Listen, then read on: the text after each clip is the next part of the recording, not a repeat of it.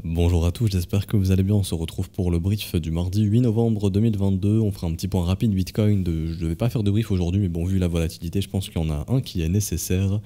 Et c'est tout. Je parlerai aussi un petit peu de macro parce qu'on a une décorrélation actuellement. Peut-être qu'on aura une recorrélation, on verra ça. Mais voilà, donc c'est un petit brief rapide aujourd'hui. Du coup, on parle du BTC qui a eu un gros rejet baissier ici. Donc on avait... D'ailleurs, beaucoup me demandent quel est le nom de l'indicateur.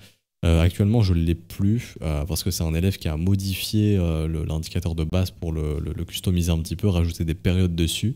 Mais j'essaierai de vous retrouver l'indicateur de base. Et pour ceux qui me demandent l'indicateur triangle, au niveau des triangles ici qui donne justement des signaux de retournement, ça c'est un indicateur fait maison qui a été fait par un élève de l'école où je lui avais demandé justement de coder cet indicateur avec des paramètres bien précis. Pour l'instant, il est en test et il sera disponible qu'au sein de l'école, je pense pour le moment. À terme, on verra. Mais à l'instant T, il sera dispo qu'au sein de l'école. Même les élèves ne l'ont pas encore, hein, pour vous dire, il est encore en test. Mais j'ai l'impression qu'il fonctionne quand même assez bien. Enfin, en tout cas, il identifie bien les sommets et les creux pour l'instant.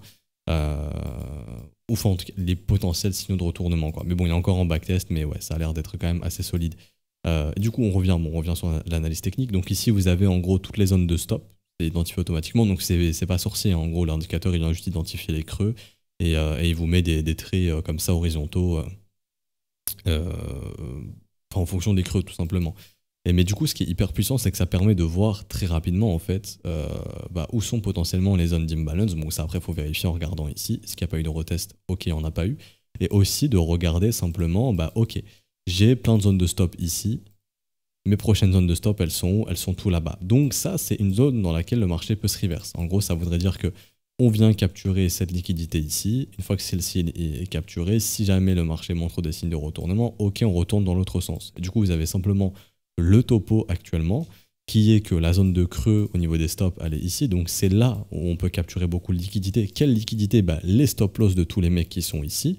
Les prochains stops, ils sont où? Ils sont pas avant les 19 000 $. Donc c'est-à-dire que si le marché ne tient pas ici, qui nous fait pas de la structure comme ça, ou juste qui remonte en mode effet surprise, il y a de grandes chances qu'on aille chasser jusqu'au au moins les 19 000. Et donc on revienne ici. Maintenant, là, il y a une zone de liquidité importante, donc on peut toutes les identifier, et c'est très puissant. Ici, hop, et ensuite ici. Et donc il y aura la liquidité sous le bottom, après, sous les 17 600 $. Mais là, à l'instant T, voilà, si le marché se reverse ici, très bien, on peut remonter. Où sont les zones de stop au niveau des vendeurs? Elles sont à partir des 20 600 maintenant. Donc là, vous voyez, il y a un paquet de zones de stop vendeurs si jamais le marché se reprend. Donc ça pourrait très vite, hein, si on remonte, bam, défoncer tout ça. Et comme ça avait été fait ici, vous voyez là, tous les stops, hop, ils sont capturés. Et comme par hasard, on capture les derniers stops ici. Structure baissière, le marché se reverse. On en avait parlé, mais ça, on le voit depuis plusieurs jours maintenant, où on voit la liquidation, les grosses poches de liquidation ici qui sont absorbées. Donc on sait qu'il y a des gens qui font tout pour reverse Bitcoin dans ces zones de prix. Ici, ici, même ici. Et là, encore une fois, ici où ils sont venus capturer les stops et la structure s'est reverse. Donc ça, on en avait parlé. Donc on sait qu'il y a des vendeurs qui ont beaucoup d'argent ici qui essayent de retourner ce marché. La question, c'est est-ce que ils ont fait ce mouvement en prévision du CPI jeudi, ils sont au courant de quelque chose et ils veulent sortir de leurs shorts et pour les racheter, fallait que tous les bulls ici se fassent défoncer pour racheter les shorts. Ça peut être une éventualité. Maintenant, si le prix s'installe sous ça et qu'il n'y a pas de structure de retournement, vous savez que la prochaine zone, c'est sous les 19 000 $. Et techniquement, c'est vraiment pas beau ce qui s'est formé ici. On a clairement réintégré le range ici, qui est pas beau. La zone de liquidité pour moi, hein, c'est vraiment ici, il y a des gros, enfin c'est pas si vraiment, il y a des gros ici qui ont shorté en millions ici et qui ont réussi à retourner ce marché. S'ils ont besoin de beaucoup de liquidité, ça leur sera apporté sur un plateau ici, donc sous les 18 000 $, donc ça serait entre 17 600 et 18 000 $, pour qu'ils puissent racheter leur short, possiblement, ok. Ça dépendra aussi des chiffres du CPI jeudi. On verra, ce mouvement s'est fait en totale décorrélation avec le marché US. Donc ça peut simplement être une cascade de liquidation et c'est bon. Je vous montre rapidement, mais je vais switcher d'écran 2 secondes.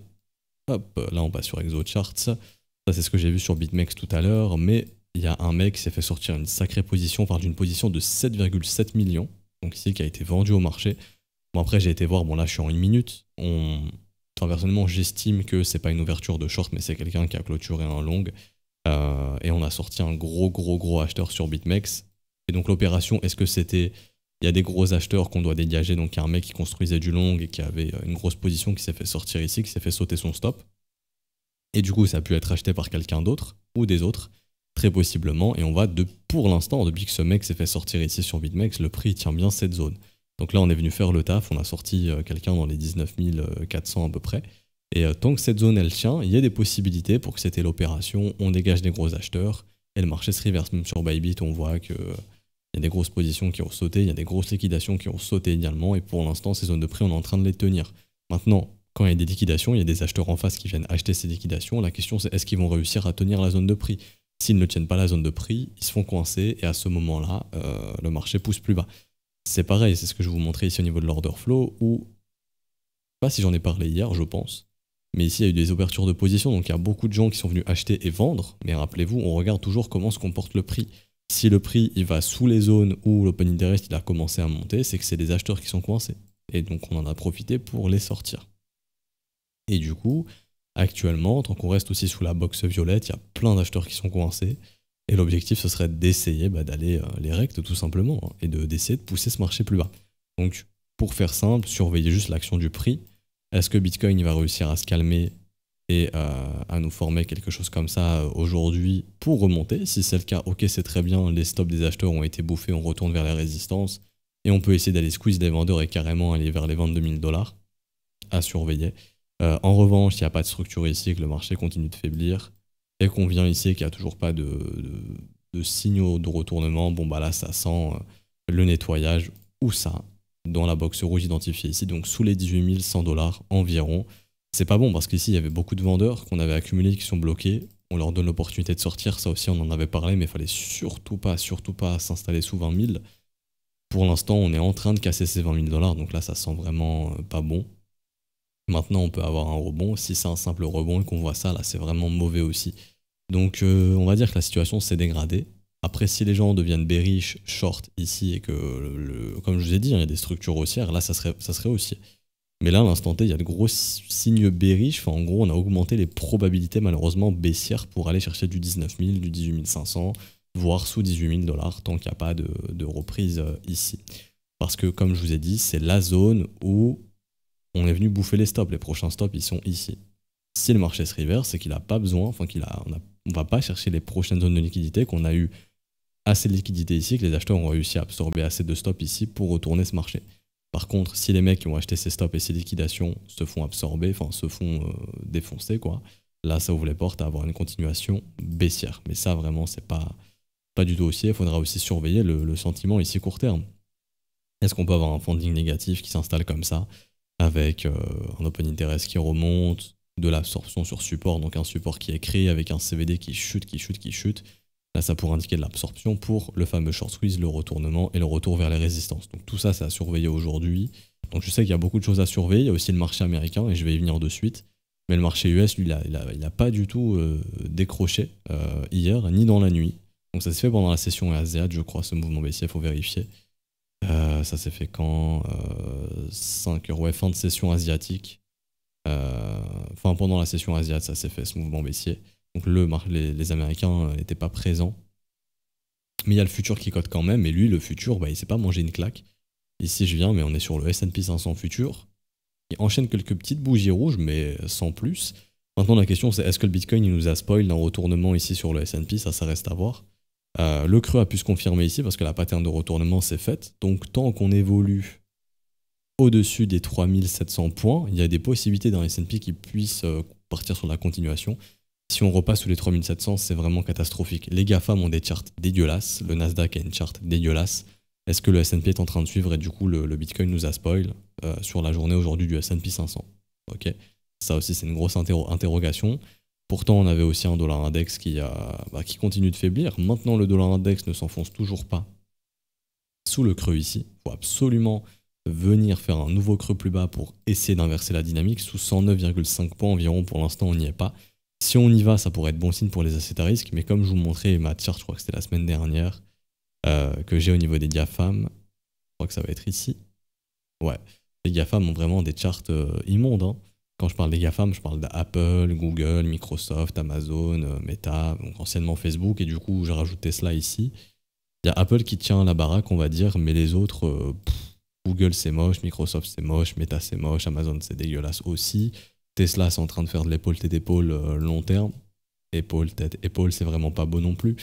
Donc, quand tu as un marché assez risque qui est moche, on sait probablement que les matières premières peuvent reprendre en valeur, donc créer plus d'inflation, donc une Fed qui monte les taux plus longtemps et plus fortement, etc. Donc, ce qui fait qu'on a une liquidité restreinte. Qui dit liquidité restreinte dit des assets à risque qui restent faibles. Bon, bah, à ce moment-là, on se demande comment les assets à risque peuvent retracer. Graphiquement, c'était là. Maintenant, ça peut très vite se dégrader. Voilà, ça se dégrade en fait vu la réintégration du range. Donc franchement, c'est dommage. C'est dommage ici. Bon, le petit signal de retournement donné après ici le breakout. Donc chasse au stop, encore une fois, réintégration, capture de liquidité. On est venu chasser les liquidités des acheteurs tout simplement. En fait, pour faire très simple, faut se dire que là où on est actuellement, on a pris la liquidité de ces creux. Si le marché réintègre, il y a une possibilité de continuation haussière et d'essayer de continuer la dynamique ainsi.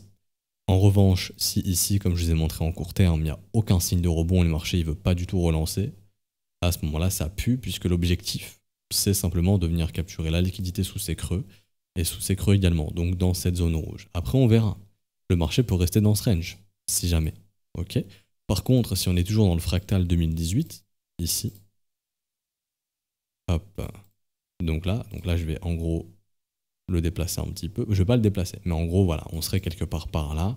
Cassure, consolidation et après cassure baissière. Donc là, ça annoncerait le dernier mouvement baissier pour cette fin d'année avec, je sais pas moi, des gros mouvements baissiers sur les GAFAM également. Tous les assets sont corrélés. La chute finale pour fin 2022 pour poser les bottoms début 2023. Ce scénario est toujours possible. Puisque pour l'instant, on n'arrive vraiment pas à s'éloigner de la résistance. On est en train de chasser les stops au-dessus de la résistance, mais il n'y a pas cette fameuse cassure. Donc il faut faire vraiment attention à ça. Je rebaisse l'opacité, mais ça c'est aussi un truc à garder en mémoire. Et à l'instant T, non, franchement c'est dommage. C'est dommage que ce marché n'arrive pas à s'affranchir de cette zone. Les liquidations, on les a vues ici. Pour l'instant, elles sont absorbées. Il y a vraiment des gros vendeurs très puissants ici qui absorbent toutes ces liquidations. Tant que ces vendeurs ne sont pas out, et pour l'instant c'est pas le cas, ils ont une main sur le marché et eux ils vont tout faire pour le pousser plus bas. Maintenant la question c'est est-ce qu'on va réussir à réinverser la tendance ici ou pas? C'est ça la question du jour. Donc je vous laisse sur ça, j'espère que ça vous aura plu. Si c'est le cas, n'hésitez pas à laisser un petit pouce bleu, vous abonner si ce n'est pas déjà fait, à nous rejoindre sur Discord, je mets le lien en description et en commentaire. N'hésitez pas à rejoindre la newsletter aussi, c'est gratuit, je vous ai mis ici ça dans annonce hier sur le Discord. Et vous avez le lien, enfin je l'ai mis, non c'était pas hier, c'était vendredi, ça passe tellement vite. Mais la vidéo est disponible, donc si vous voulez accéder à la vidéo, c'est gratuit, juste vous cliquez sur le lien. Le Trône Contact, Système Union Newsletter, le Trône, vous ouvrez, vous mettez votre mail, je m'inscris, et vous êtes inscrit et vous recevrez la newsletter. Du coup, oui, on s'arrête ici pour aujourd'hui. Si vous souhaitez rejoindre l'école, n'hésitez pas. C'est le moment de le faire via les modalités crypto, donc tout ce qui est paiement BNB, Ethereum, USDT, USDC, BUSD. Vous avez les adresses ici, les montants ici. Vous avez les petites explications juste ici. Il faut juste en fait envoyer le TXID qui se génère quand vous faites la transaction au prof connecté. Donc là, je suis connecté. Et mes collègues sont connectés au cours de la journée, donc ils pourront aussi valider votre TXID. Une fois que c'est fait, on vous met votre rôle élève et après, tout roule, vous avez accès au contenu en fait, tout simplement. On se retrouve donc demain, s'il y a encore de la volatilité, ou sinon jeudi. Bonne journée à tous, à demain ou à jeudi. Ciao, ciao.